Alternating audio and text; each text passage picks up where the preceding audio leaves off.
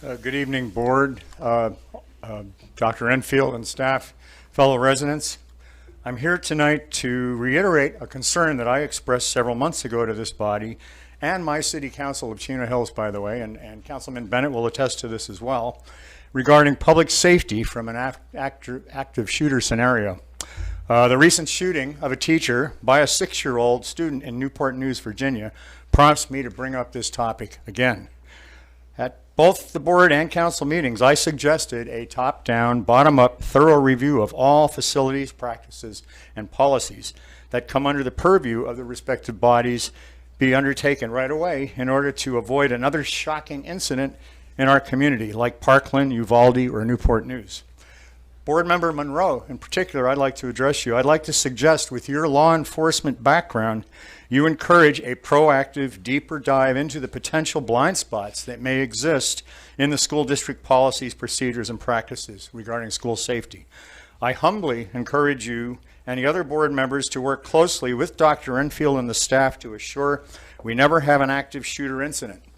Dr. Enfield offered at the last month's meeting, I noted, all available assistance from him and his excellent staff to your body so you can adequately carry out your duties as board members. Take advantage of his offer and work with them. I would also like to recommend to the newly elected board members to exercise independence in thought and deliberation, not just from playbooks and scripts. I recommend you seek advice from those you have rich, varied knowledge, like board member Don Bridge, for example, who possesses decades of experience in the classroom, administration, and collective bargaining arenas. Thank you for your time and attention to this matter. Thank you very much. Lisa Greathouse, followed by Virginia Renteria, followed by Katie Martinez. Lisa Greathouse. Virginia Renteria.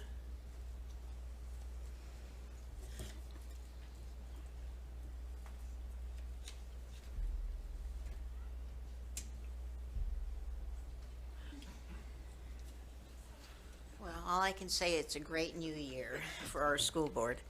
I just wanted to speak tonight. I really like what Mr. Na had suggested on having Kirk Cameron's book into our schools. I think it's about time that we get some good, wholesome books for our kids. That was about it, because I'm just so happy with our new board. But since I thought of this, I thought, well, okay, Mr. Monroe, he can do quite a bit with his police background, unlike who we had on the board before with the police background that did nothing. So I'm just happy about all of this. I'm very happy from the last meeting that most all of you, not all, but most, volunteered to step out of the box and do additional extracurricular activities, and that is really appreciated. So that's it from me today. And I thank you, and like I said, my heart just jumps for joy that I believe that our school board is going to be one heck of a school board in the coming 2 to 4 years. Thank you. Thank you. Katie Martinez, followed by Tony Flores, followed by Aiden Flores.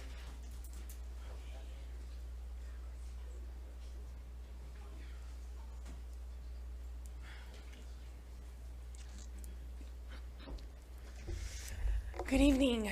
I am coming kind of off topic with what's going on right now. I'm wanting to come to you guys in regards to SPED, or special needs, for those that aren't aware. Our school district is probably one of the worst in the state. I mean, you guys already know how many lawsuits we have and how much the past board has been negligent with that. And with my son, who has Down syndrome, I'm at an advantage from birth to learn the ropes, to learn SPED law, to learn our rights. For a lot of these families coming in that has an autism diagnosis, that overnight their world changes, they're trusting you guys to be their voices. They're trusting you guys as a professional. And you guys, time and time again, take advantage and do not do the right thing. There's a reason why we continue to get sued. My son's IEP has been violated so many times. We have so many times we demand basic rights to have our kid just included with the general population as Black America did in the 70s. That's our reality now. We have to get attorneys, and most attorneys will just tell us to transfer out. That's how bad our district is. Now, with you guys on the board and the dynamics changing, I'm really hopeful that you guys can come together and have dialogue with us parents with special needs, special need kids in the district, to come up with some solutions, to work with our SELPA, getting out of our SELPA, whatever we can do to do better, because we are not doing the right thing. And Enfield, you've been in that seat for so long, a lot of it can fall on you currently. And there's time and time again that you haven't acknowledged things. There's been kids with special needs beat up, and you don't even acknowledge it. And it's unacceptable. It's unacceptable. I can go on so many things, but the fact is, we have a model system for kids that are mod severe settings that we had in the 80s when my son would be referred to as a mongoloid. That's how outdated we are. We can do better. When we're wanting to talk about inclusion and acceptance for all, let's start with the most vulnerable. They make up, 20% of our student population, and we're doing the bare minimum. Not even that. We're not even doing what's legal. You guys are just banking that parents don't know their rights, and it's not okay. So I'm praying Shaw, Monroe, Enfield, all of you guys as a team can work, and for parents that are listening that have been beat down to a pulp, that they come forward, that they speak up to you guys, that we can build some sort of a team where we can build a dialogue so you guys can know what our reality is every day. And I'm hopeful going forward that we can do better for our kids, for my son to have a future, and I can trust him in your care, and he will be safe. Thank you. Have a good night. Thank you. Tony Flores, followed by Aiden Flores, followed by the final speaker, Michael Apolinar.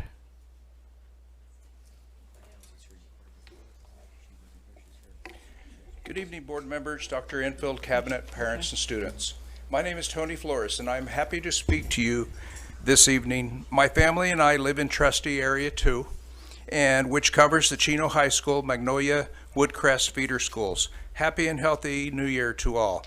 I would like to take a few minutes to say some encouraging words about what I am experiencing with our Chino Valley schools and staff.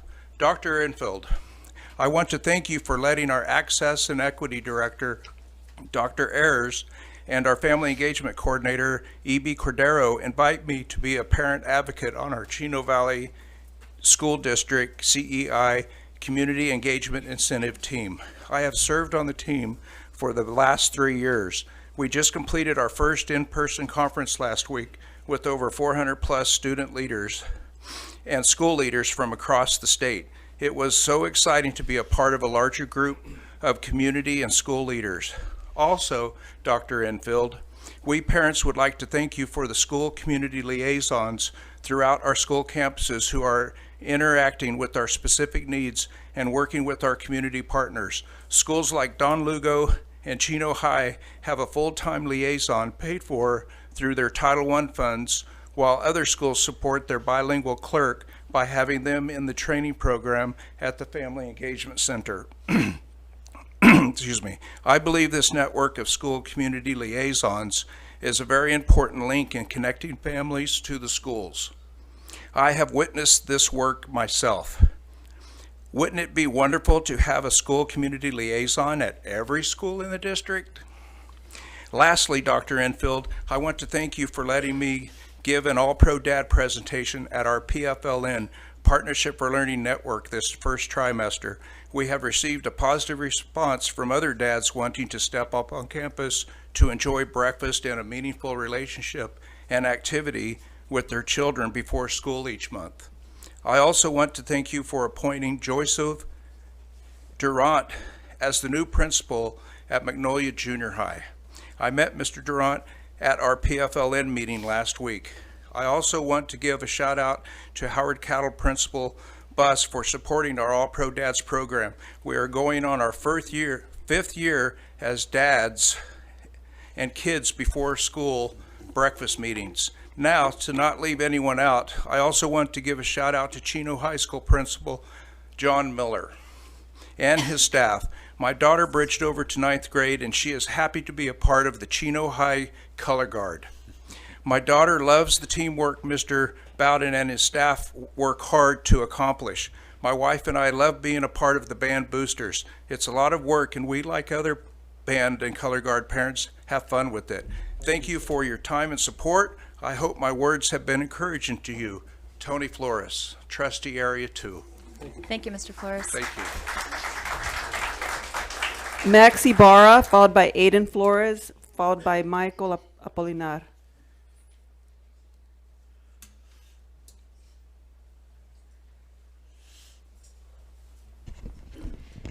Good evening, Board. I'm speaking on student safety and an incident that in this boardroom. Under normal circumstances, I wouldn't need to address this, but with our new board, a refresher is necessary. At a recent meeting, an unnecessary and divisive agenda item was being addressed. Fellow students and I sat for the Pledge of Allegiance as an act of protest to that item. The pledge promises liberty and justice for all. The agenda item and our overall treatment in this room and from board members were not including us in all, hence our protest. During public comments, a speaker turned to face and pointed at us. Because of our protest, she said that we clearly weren't being taught history and that men have died for that flag, as if we were unaware of this fact. A matter of grave importance, one that cannot be taken lightly, is understanding history, lest we be doomed to suffer the dire consequences of repeating its mistakes. I'm well aware of the sacrifices made for this flag. Important examples come from World War II, the minority military units, which were still segregated by race. The Japanese American citizens of the Nisei 442nd Regimental Combat Team who fought to prove loyalty to their country, the USA, for fear of being seen as enemies and placed in internment camps, who became one of the most decorated units in US military history, including 21 Medals of Honor. And the black aviators of the Tuskegee Airmen who fought for this country despite the racism and discrimination they suffered in return, who received hundreds of air medals and flying crosses for their heroism, who were awarded Congressional Medals of Honor by the president, who said even the Nazis asked why African American men would fight for a country that treated them so unfairly. These men in our presence felt a special sense of urgency. They were fighting two wars. One was in Europe and the other took place in the hearts and minds of our citizens, who the president saluted in an attempt to help atone for the unreturned salutes and unforgivable indignities they endured. Or Daniel Inouye, who fought and was severely wounded while protecting the lives of his entire platoon and later became our first Japanese American congressman. I refuse to have my education of this country's history publicly attacked like that. It's been made crystal clear several times that speakers cannot address anyone except the board. This board needs to do a better job of protecting students. Monroe and Shaw ran to protect students, and now it's time to fulfill that promise. Especially President Shaw, if you see students being targeted by speakers or being interrupted while speaking, you need to shut that down immediately. Attempts to silence us, intimidate students into not speaking, no person who wants to protect students will let that go unchecked. You need to protect all students, not just the ones you agree with, and certainly not just the quote-unquote normal kids, as Ms. Renteria so kindly put it. If you ran for this position, you make sure you fulfill all requirements of that job. Thank you. Thank you for your comments. Aiden Flores. Aiden Flores, followed by Michael Apolinar, followed by Lisa Greathouse. Good morning, board members, Dr. Enfield, cabinet, parents, and students. My name is Aiden Flores, a Boy Scout from Chino Troop 202. We meet at Chino United Methodist Church across the street from this board meeting. I'm happy to be speaking with you this evening. My family and I in Trustee Area 2, which covers Chino High School, Magnolia, and Woodcrest feeder schools, I would like to take a few minutes to say some encouraging words about what my dad and I are experiencing with Boy Scouts in our Chino Valley community. I am a Boy Scout tenderfoot, and my dad, Tony Flores, is a Boy Scout leader. Our Chino Valley Boy Scouts units build character skills, self-awareness, self-respect, and life skills within our students. Our students need this more than ever. I believe it would benefit every Chino Valley elementary school to have a Cub Scout pack. Also, every junior high school and high school should have boys and girls plugged into a scouting troop for the reasons I mentioned. My dad, Tony Flores, as our Boy Scouts of America, Temescal District Activities and Civic Service Chairman, can help you engage more parents and more students into STEAM activities to benefit the entire Chino Valley community at no cost to our school district. So I propose that either board members or staff and my dad get together and talk more about this topic and how we can support students in this way. My dad looks forward to contacting each of you to discuss. Thank you for your time and support. I hope my words have been encouraging to you. Thank you so much. Michael Apolinar, followed by Lisa Greathouse. He's not? Lisa Greathouse?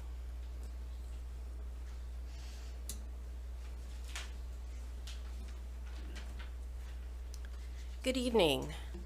As I'm sure you know, there was controversy over campaign funding during the most recent election, and I'm here tonight to ask the board to take the necessary action to close a serious loophole and prevent allowing a single donor to play such an outsized role in funding future school board candidates. It came as a surprise to many of us that due to this loophole in state law, there are currently no caps on how much a single donor can contribute to school board races. That allowed an out-of-town contractor who has millions of dollars of contracts with this district to donate a previously unheard of $100,000 to Ms. Shaw and Mr. Monroe in this last campaign cycle. While we can't be sure of what motivates someone who lives outside this district to donate that kind of money, what we do know is that it gives the appearance of questionable ethics and potential impropriety. In fact, that same individual was also the sole donor to a political action committee established by Ms. Shaw's, Mr. Monroe's, and Mr. Na's campaign treasurer solely to spread information about your opponents. The donations you accepted were more than 10 times the maximum allowable to candidates for state and county office, currently set at $4,900 per candidate. What I'm asking this board to do is what many other localities have done, and that's to impose a cap for future races of no greater than $4,900 per donor, and I'd suggest less than that. I'm sure the vast majority of residents of this district want to keep big money and special interests out of school board races, as well as the potentially resulting corruption, something that we have regrettably seen in the past. Fortunately, a new state law went into effect January 1st that would bar local elected officials from accepting or soliciting contributions of over $250 from pending contractors. That's a step in the right direction, but it would be more effective for this board to impose a cap on all donations, regardless of whether the donor does business with the district. That said, because the new law is not retroactive, I'm wondering if Ms. Shaw and Mr. Monroe would pledge tonight to recuse themselves from any votes that involve the contractor, Star Hardware, and its owner, Carlos Reynoso, who single-handedly paid for your campaigns. That would be a first step in the right direction of showing the residents of this district that big money and special interests are not influencing your votes. Thank you. Thank you.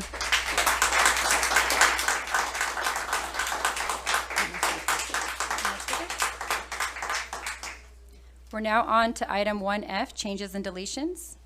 Pat, are there any changes or deletions? The following changes on the agenda. Item 4A3, revision of bylaws of the board 9323 meeting conduct is pulled from the agenda. Thank you, Pat. We are now on to action items. The first action item is 2A1, character education and development. Board member James Naw recommends that the Board of Education approve providing copies of Kirk Cameron's As You Grow and John Wooden's Pyramid of Success to school libraries. Are there any speakers? We have two requests to speak. The first speaker is Juan Villalba, followed by Naomi Minogue.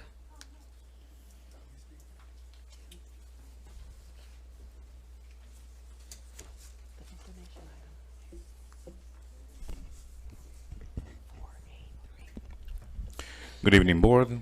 Good evening, members of the community. I'm here to talk about in regard the book suggestion that you have on the agenda. I don't know how you miss this opportunity like this and go for something different.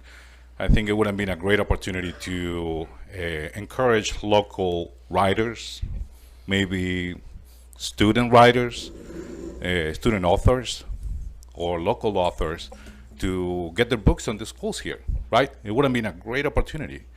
But no, instead you've gone with a book that's been rejected 57 times in different public libraries.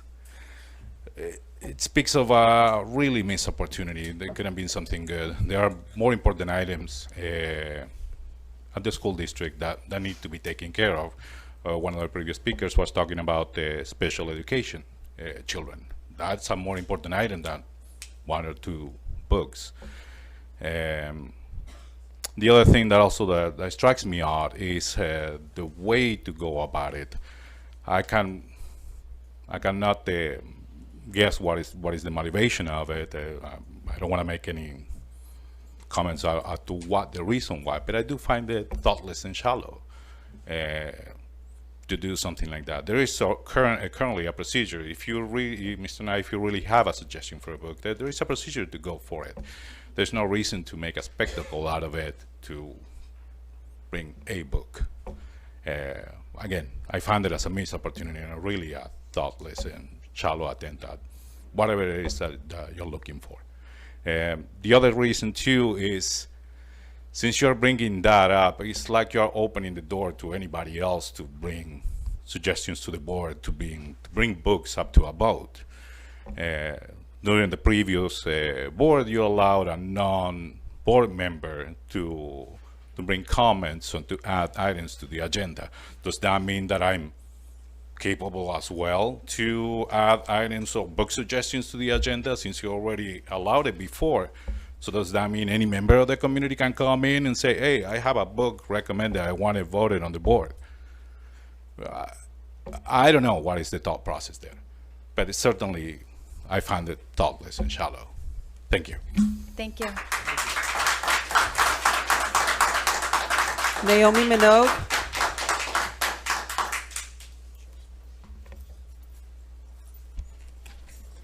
Good evening. Tonight, I would like to address the recommendation made by James Nah to approve providing copies of 2 books to our school libraries. Before I address my concerns, I would like to read from Board Policy 61631, which states in part, library materials shall be evaluated and selected in accordance with law, board policy, and administrative regulation through a selection process that invites recommendations from administrators, teachers, other staff, parents, guardians, library media center assistants, and students as appropriate. It is my hope that Mr. Nah and the rest of the board members adhere to board policy and California Department of Education codes and follow the protocol and selection process prior to recommending any books be approved for our school libraries. So, what specifically are our board policies, and what is the selection process the board implements prior to approving books for our school libraries? Were our board policies and guidelines from the California Department of Education followed prior to the recommendation from Mr. Nah? It appears, according to board and Department of California Education policy, board members are not solely responsible for the decision to add books to our school libraries. I am concerned about the precedent this recommendation by Mr. Nah sets for future acts by our board members. Members should not make recommendations without following both board policy and codes from the California Department of Education. If these recommendations are allowed without following the selection process, we face the possibility of board members selecting, approving, and removing books based on their own standards and beliefs. For example, while I have no doubt that Mr. Nah has the best interest of our students in mind, the background of his recommendation reads in part, he recommends our school libraries make available the 2 books with an emphasis on youth character development and teaching important life skills that focus on what is needed to achieve personal best in life. This is one of the reasons why we have a selection process. In the future, there may be recommendations made by an individual whose choices are completely different from others. Why should Mr. Nah or any other single board member be the sole voice of which books constitute materials which will provide youth character development and teach important life skills? Shouldn't this selection process for these books, which promote these characteristics and traits, include parents, teachers, and staff, etc.? In the spirit of transparency, which I'm sure is very important to our board, I would recommend the board follow the selection process and postpone further action until the proper policy and rules can be enacted. The board should and allow for the proper evaluation and selection process and invite recommendations from others outside of this board. Thank you. Thank you. Katie Martinez. Katie Martinez.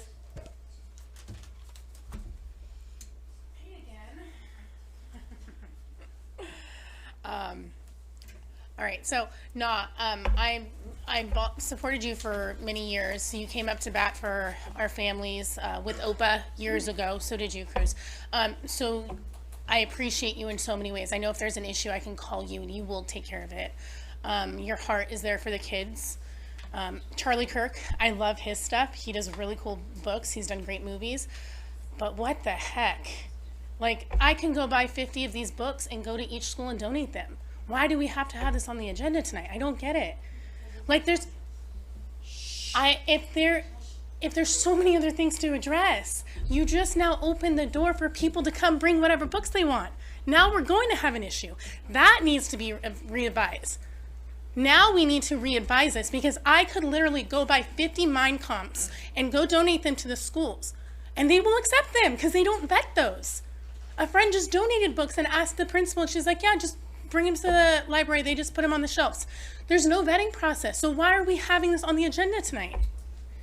I love the book, but of all the things to address tonight, this is not it. This is not it. So I'm hoping that we can move forward, find a resolution for this problem though, because there needs to be a vetting process.